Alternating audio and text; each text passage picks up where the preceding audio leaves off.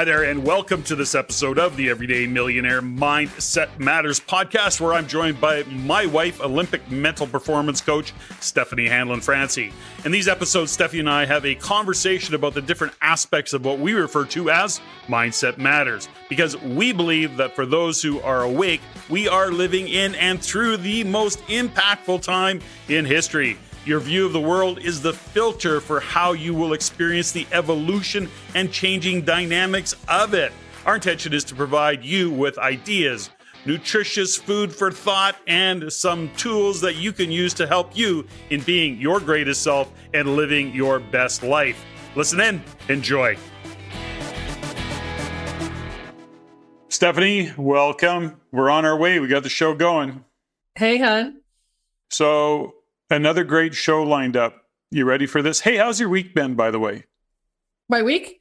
Oh, so far so good. I had an amazing weekend. I missed you. You were in Toronto, and I think we all had a kind of a breakthrough week on a couple of different things. I spent some time with the dogs and with Nina and made some amazing food. And yeah, it was great. You know, it's in the theme of 2024 of clarity equals velocity. I think the weekend was great in terms of clarity from my perspective anyways. Oh, perspective. I use that word because we're talking about already. Look at, we're already using it. So clarity equals velocity. You know, was just recently that we came off the think tank weekend and working with a number of couples, and that was really cool. And the reason I said from my perspective was because tonight's, or I shouldn't say tonight, this show, we're recording it in the evening. So from my perspective is an interesting comment to make because we're recording this, and tonight's theme for the show is perception and perspective. And what's the difference and why it's important to have and understand in terms of communication, perception and perspective. So do you want to lead this one? Do you want to lead into this one? Well, I think the reason that this came up is because I've been really digging into perception versus reality, perception and perspective, and how we see and view the world as individuals. So this one's been coming for a long time, but I haven't been able to wrap my mind around it, or we haven't been able to really, chat long enough to get a real handle on how we want to present this.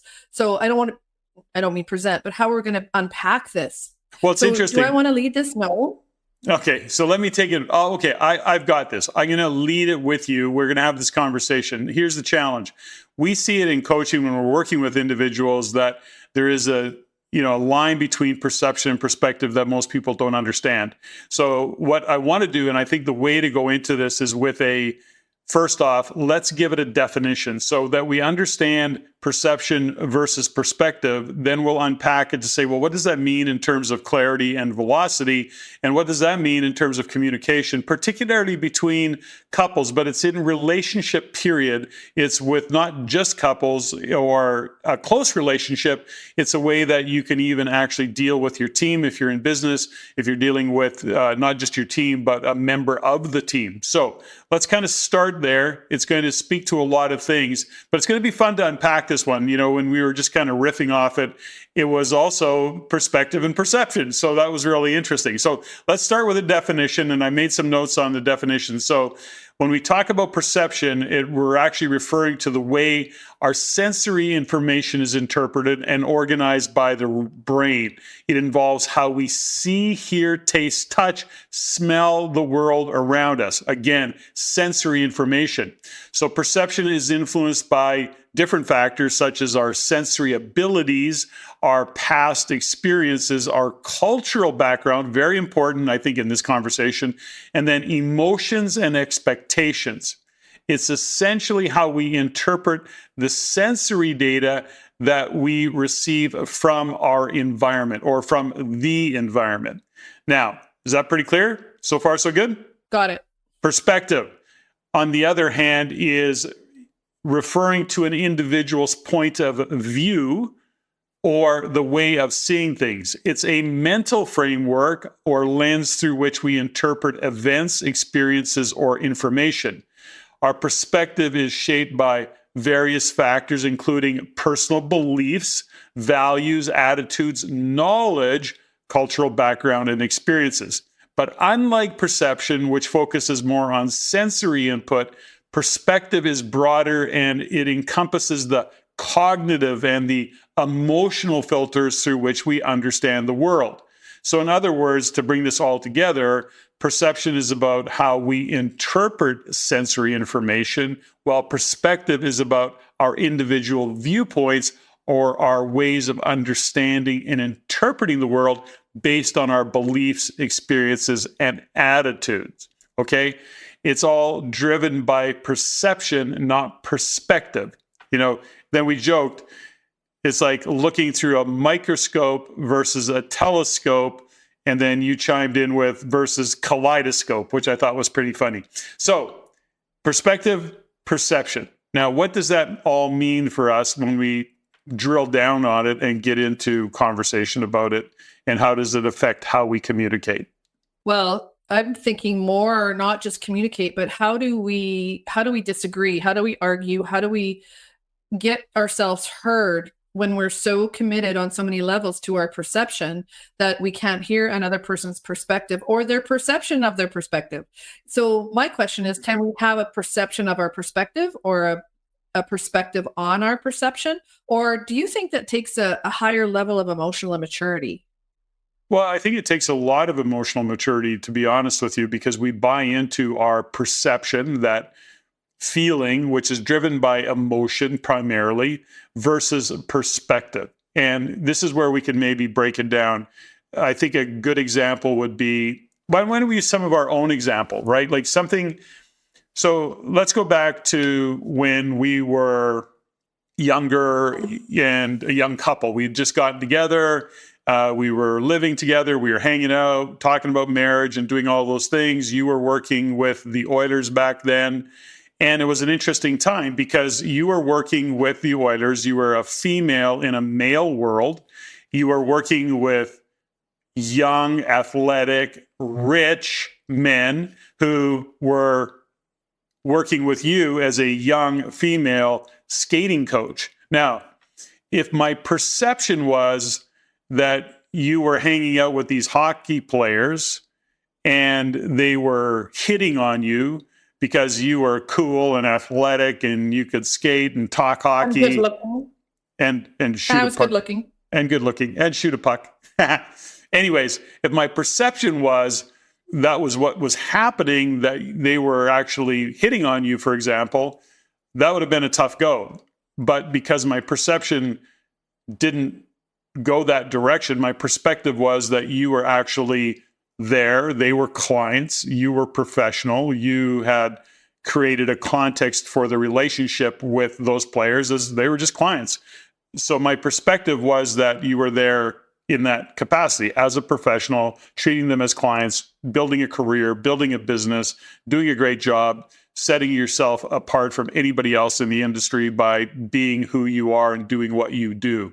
So if I had a different perception, there could have been a lot of jealousy. If my perception was you're just going there and hanging out with a bunch of rich hockey players that are good looking and athletic, I could have been really jealous. But that didn't occur for me because that's not how I saw it, because of the relationship that we were in. If I would have had that perspective, we would have fought a lot. What's your thoughts? We would have. And I think what happened is that our relationship was built on trust right from the start. So you trusted that I was there with my own values intact and that I wasn't looking to get laid. I wasn't looking for a boyfriend. I already had one. I had a great guy in you. So I was there truly in my power as a female in a man's world, not trying to be one of the guys, not trying to fit in, not looking for a date.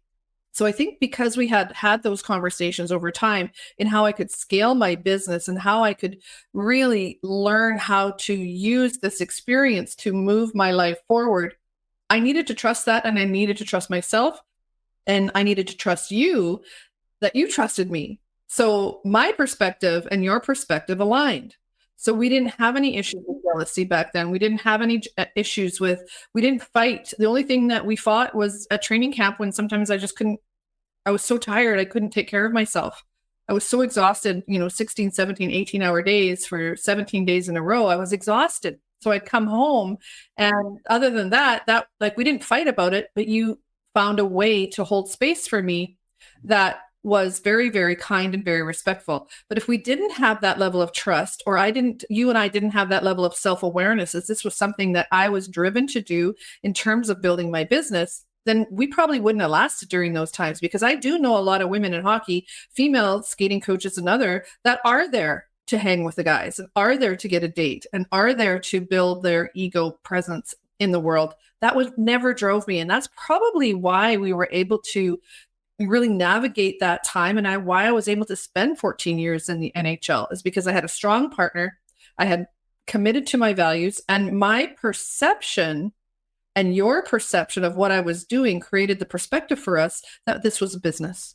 Well, let's keep unpacking this. And, if you're still listening, then this is such an important conversation, and the differentiation between perception and perspective, and what that means in terms of communication, as well as how it affects relationship. Let me unpack a little bit of what you said, because in that conversation, you talked about, long days where you were on the ice early in the morning, you came home late at night. It was, 100 guys at training camp, and then 50 guys at training camp, and all the things that went, and the pressure. And because there was a lot of pressure, I mean, you were a female in a male world. It was, I don't want to say emotionally exhausting, but it was certainly mentally exhausting. You had to be on your game. You're working with young men who want to make the team, who want to be the best. There's a lot of pressure on you to show up, to be great at what you do, to support them in actually doing what you say you're going to do, which is help them skate better and to be the best skater player they can be. Now, here's the thing, is that when you came home at night, sometimes, your fundamental, I guess, mantra was, or the way of being was, you showed up, tracksuit on, zipped up to your chin, hair in a ponytail, no makeup, no perfume, boom, you were there. So you would come home, and why was that? Because you were making it very clear that you're professional, no perfume, no makeup, your tracksuit zipped up.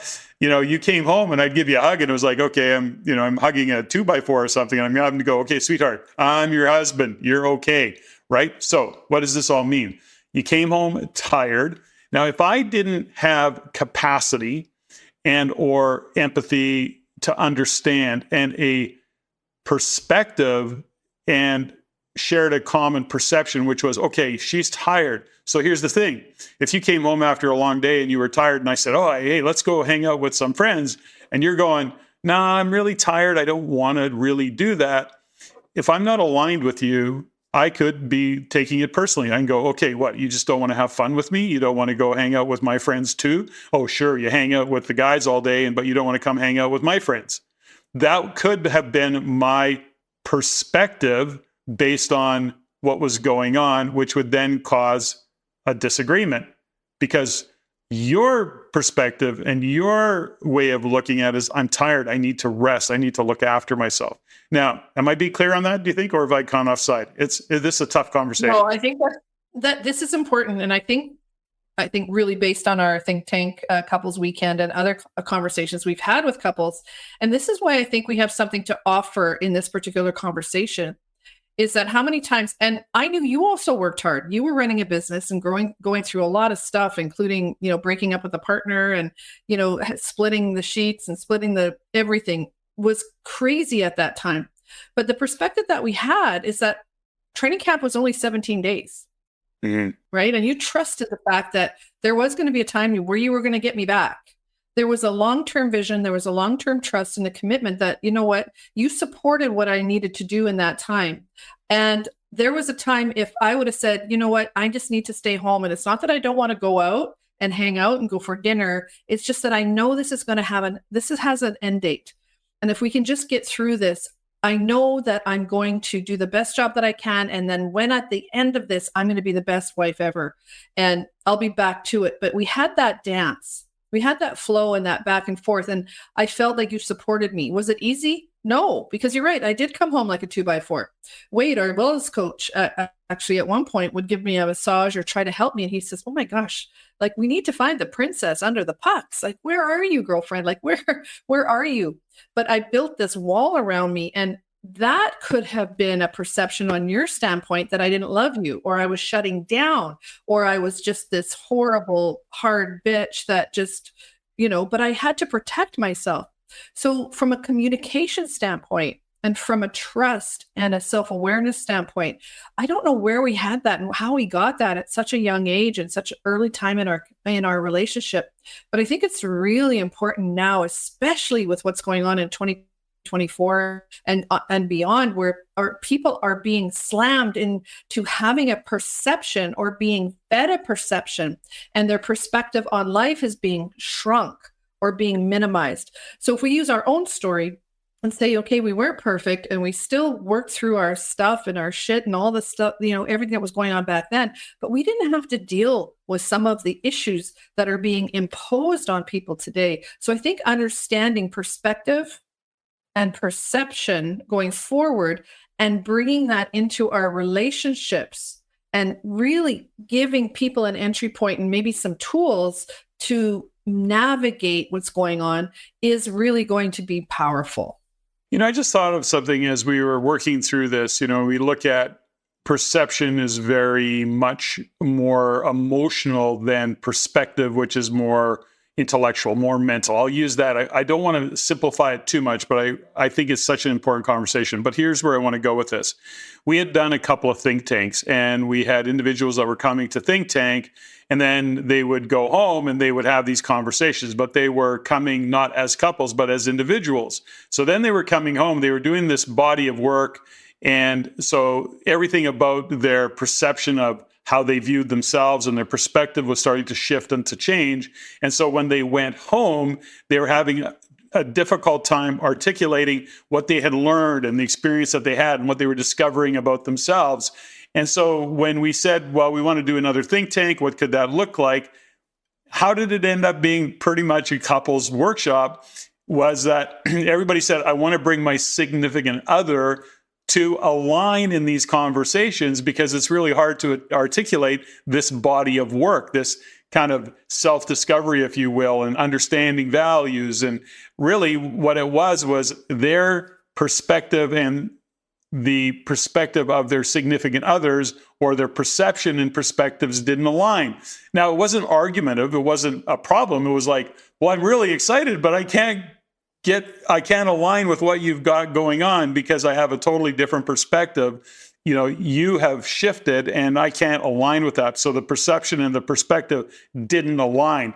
In the maturity of these couples, it was more curiosity as opposed to, well, what are you doing away on these weekends? You're coming back and you're way different. All of a sudden you got a different view of the world. It wasn't that at all. As a matter of fact, you're going, that's really cool. Man, I'd like to learn more about this. And so we ended up having these great conversations with really powerful couples who were very emotionally mature. And I think that's a key part of this, because as couples particularly, but in any relationship, if you don't have that emotional maturity to step back and go, okay, I'm not aligned. Their perception is different than my perspective. And in order to enter this conversation, we have to understand each other and where each is coming from. So can you expand on that? I think I said it the way I wanted to say it. Anything? Oh, yeah, that's really smart. And the cool thing about the emotional maturity piece of it is that they were all different age groups. There was couples in their late 30s and all the way up until their 60s. And it had nothing to do with age. Emotional maturity and perspective is about doing the work, doing the inner work to increase your A, self-awareness, and B, your perspective, that your perception isn't always somebody else's perception about what's going on. Think about family. Think about what a woman's going through when she's breastfeeding, or she has 3 or 4 kids that are needing lunch at the same time as her husband's coming home. Like, there's all these things that are going on in life that provide us our own perception. But what this conversation does, I think, is is invite people to look at and be curious as to how do you share a perspective? It's how do you shift and turn and look at something the same way, whether it's a decision, an argument, a situation, and consider, okay, do we have the same perspective? And if the answer is no, then what is our perception? And our perception based on our history, our values, our experience. You know, you go back to when I was with the Oilers, had you had an experience where a woman was cheating on you, you would probably impose that on me and have that assumption. Right. So perspective or perception is also based on historical, sometimes traumas, sometimes, you know, and on the other side, it could be, you know, rose-colored glasses. Well, she would never cheat on me, or he would never bend me over in a business deal because, you know, he's a good guy or she's a great gal. So we have these stories based on history that don't align. So the perspective is about zooming out, seeing a bigger picture, and maybe drawing information and data from other points. I mean, we could also talk about, you know, in our own personal life, is that we had people going through the last 3 years and 4 years of the pandemic who split up because they couldn't align on the perspective of the other person because they were so committed and so all into their perception of what was going on that they fought for that, even to the point of giving up 20 and 25 and 30-year relationships because they couldn't soften their perception and see the other person's perspective. Okay, so let's just keep going through this. Let's pull on that thread a little bit. So the question is this: does your perception mess with your perspective, or can your perspective mess with your perception, or is it a combination of both? You get that question? Am I on track with that question? Yeah, but it's giving me a headache. Say it again. It's giving me a headache. It's giving me a headache. So it's just that when you think about it, you know, if we have a perspective on something, does that also drive our perception of something, and vice versa? That's the question. I don't know. I have to think about that one a little bit more. It gets a little bit too deep. So, but let's keep working through a couple of examples of that. And I want to go back to this couples thing, because it seems to be the simplest to go to, right? So let's say a couple, one of them is a business person. They walk over and they're talking to somebody of the opposite sex. To them, this is a business deal. Oh, potential client. I'm going to go over, let's say it's a guy goes over, talks to a female, and he sees her as a potential client because of who she is in a corporation, whatever the story is. So he's having a conversation with her. Now, his significant other, his wife, looks over, sees that. Her perception is, oh, look at him. He's hitting on her. He's flirting with her. And so her perspective, based on her perception, is actually saying, I'm at risk of my husband fooling around. His perspective is really, this is just a client. That's all I got. Now, how do they come together and have a conversation with, this is how I see it. Okay, here's my perception. Here's my perspective. And he is on the other side of it going, well, no, here's my perception, my perspective.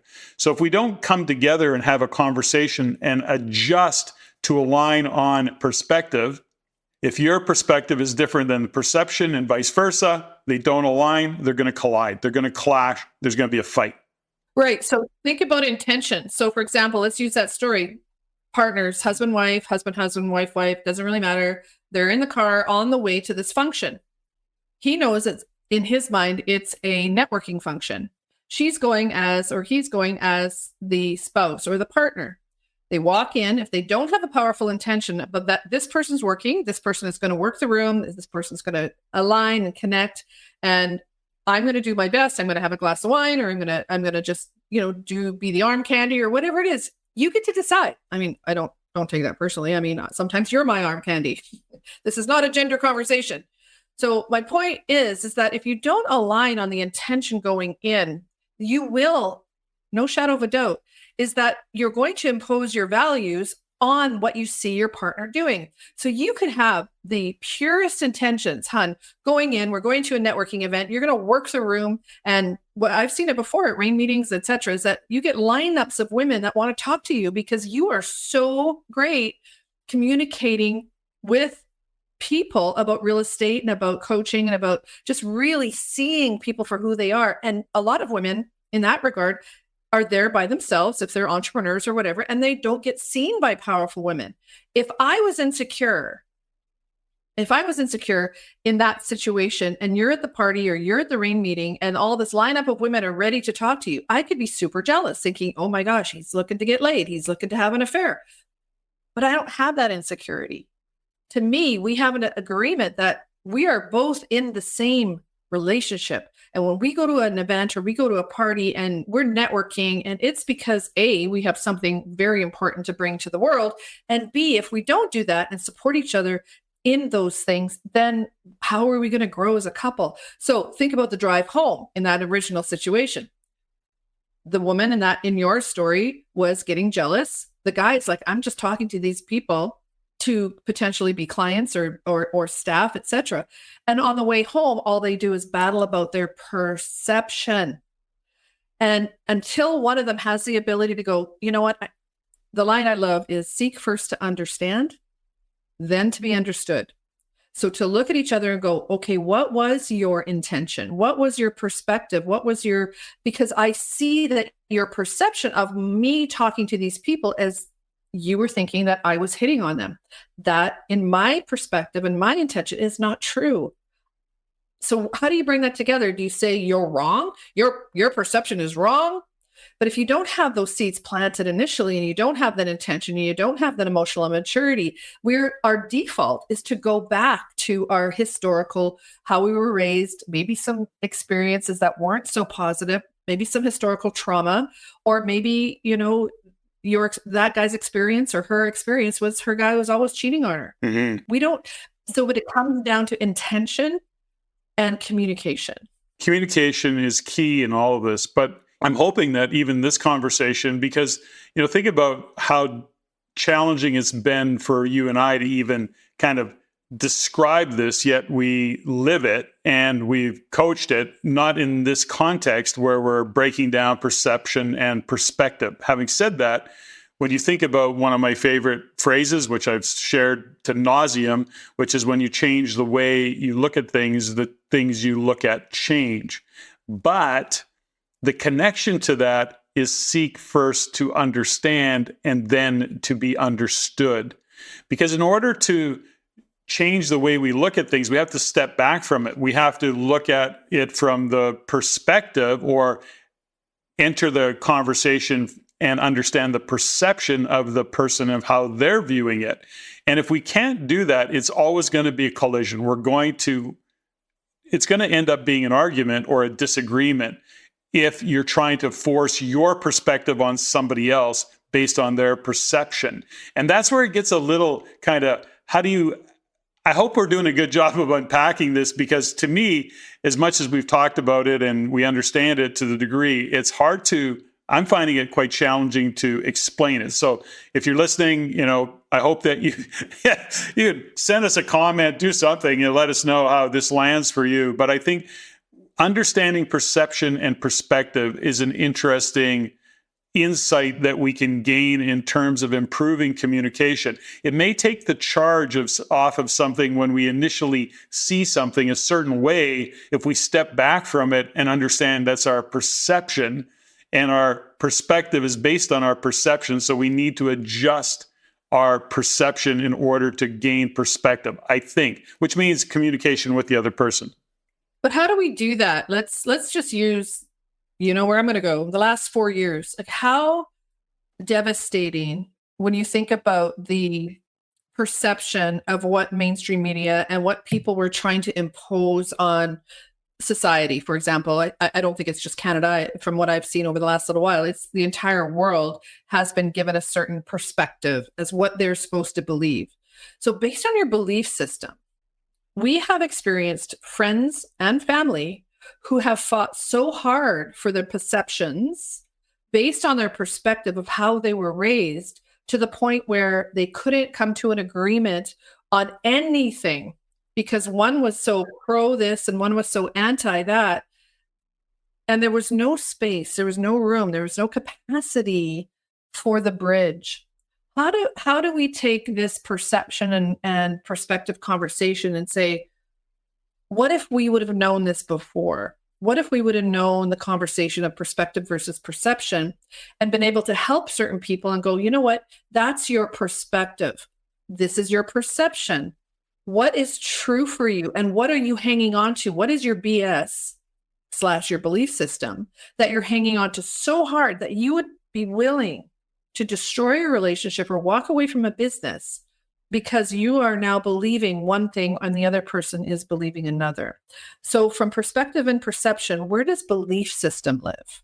Well, I think it gets quite complex, and I don't know that I have an answer for that. But when you look at those scenarios that you talk about, at the end of the day, in a couple of cases, they just came to the point of they understood each other's perception and perspective. They agreed to disagree, and that was it.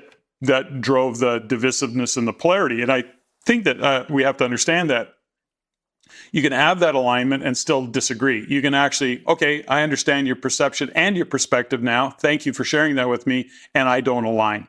And you come to a place where I understand why your perspective is that way. I don't agree. That's not my perspective. And I understand how you got to yours. You understand how I got to mine. We don't align. That's where that polarity and that divisiveness continues to live. So belief system is, based on fear. It's based on culture, environment. How much credibility, do you give the government and the leaders of countries?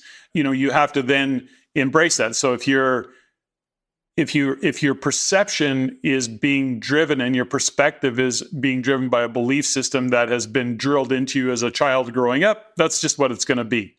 If we could use the example, maybe, fear is what protects us. So if we're walking through the grass and we hear a movement, we could say, oh my gosh, my perception, so my fear kicks in, my perspective is that is a lion that's about to eat me. Now, I come in, I have experience. So my perception is, no, that's not a lion at all. I've seen grass move like that before. That's a kitten. I have no worries. My perspective is totally different based on my experience.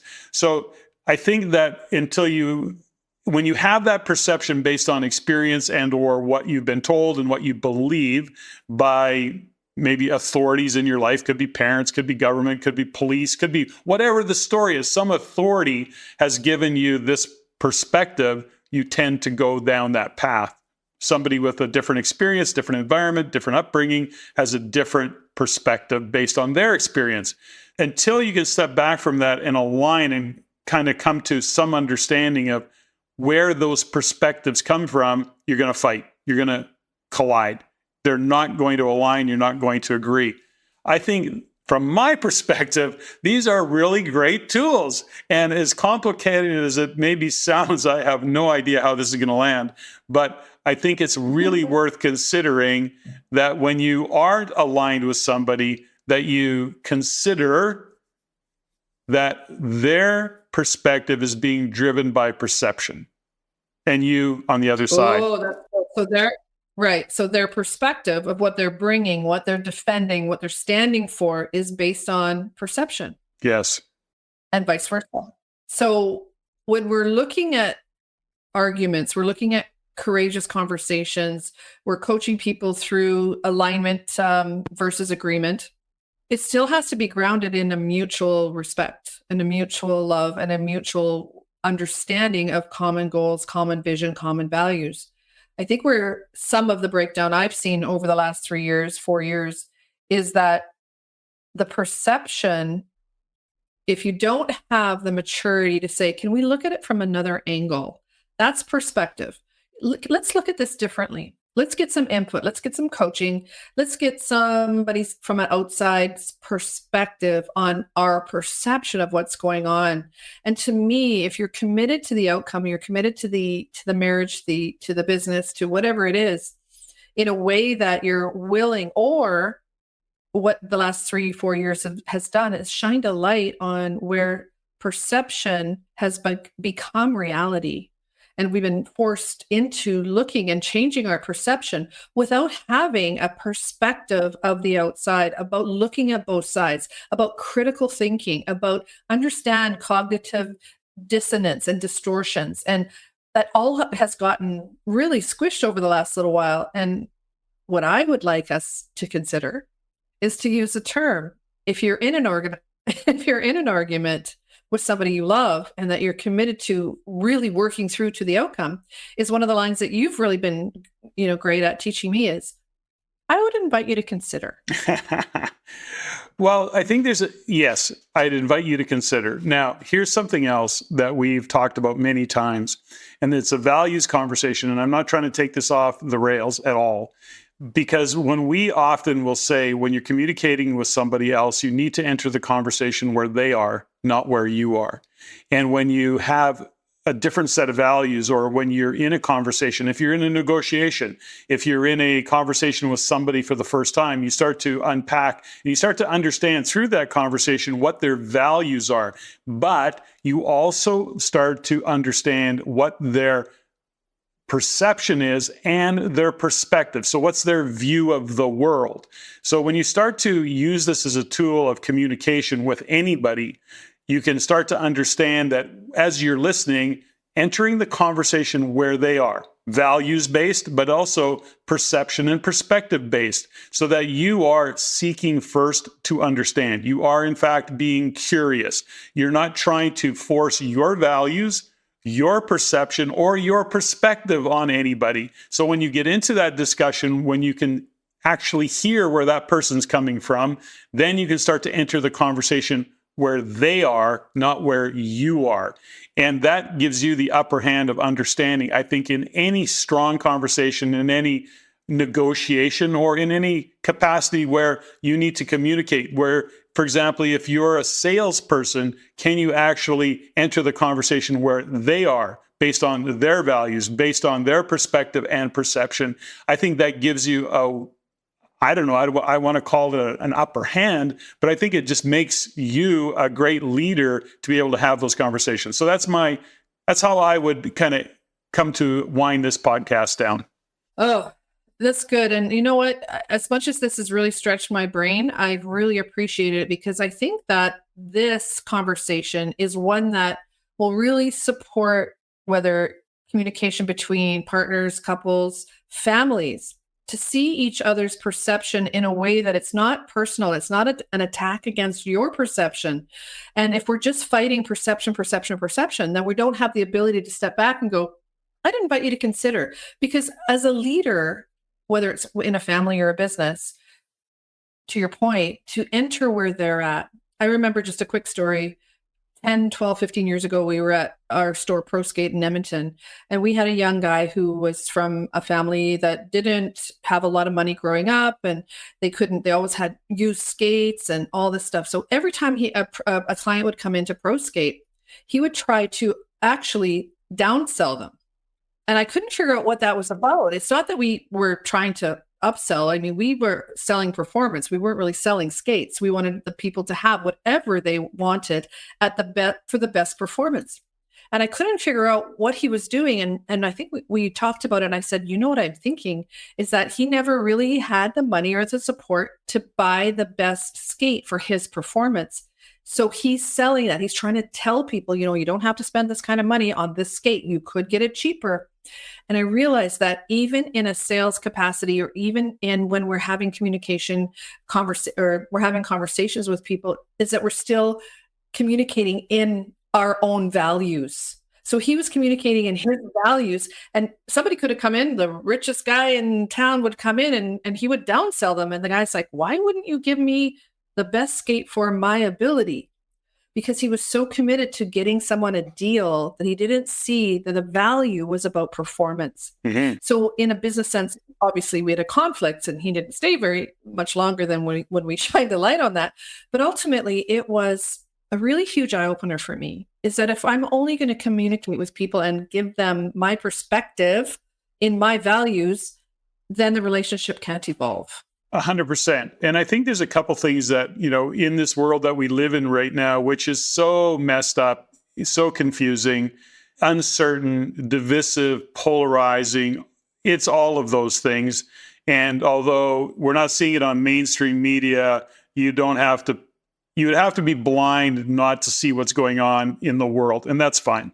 The point is this, to something that you've shared many times. We never, ever, ever, ever, ever, ever know what's going on for somebody else. And the important part of that is that we actually have to step back and change the way we look at things, be curious, seek first to understand.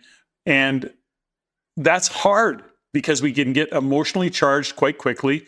We can have the perception and the perspective of somebody's doing something to us, when in fact they may be in survival mode, they've got their own stuff going on, you don't know what they're dealing with at home, with family. And so the story is, for me, I guess, is to shift, have some patience, have some understanding, be curious, seek first to understand, and maybe change the way you look at things so that your perspective aligns with the other person's perspective.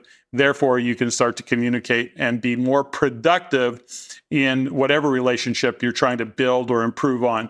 So I think this is pretty good. I like this conversation, a little bit deep sometimes, and I think it's lots of value. It's a good tool. It's a good way of looking at things. That's all I got to say. Steffany, good job. Thanks, hon. Last thing, active listening, respect, and empathy. I think that's really how I want to wrap it up. Active listening, empathy, and commit to your outcome. And honestly, I thought that was fun. Ladies and gentlemen, thank you for listening. If you found value in the podcast, please take the time to rate and review and share with others. Share with your friends. As it is my goal to always improve and to provide the highest value for you, the listener. If you have any comments, suggestions, or questions you'd like answered, please email me at ceo@reincanada.com. That's ceo@reincanada.com. I look forward to hearing from you. And until next time, Patrick out.